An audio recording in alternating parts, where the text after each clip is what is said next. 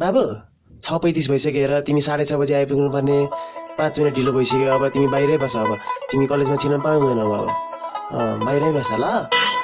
पाले दाइ पाले दाइ पाले पाले दाइ पाले दाइ पाले दाइ पाले दाइ पाले पाले दाइ पाले दाइ पाले दाइले लगाएको यो कलेजको गेट हो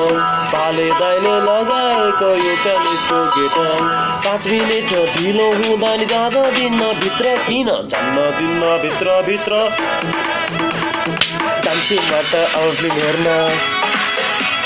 ऊ त्यो साथीको बाइक चढेर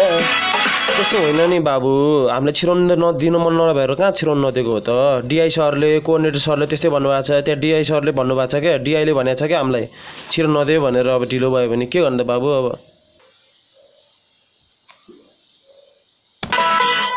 डिआई दाइ डिआई दाइ डिआई डिआई दाइ डिआई दाइ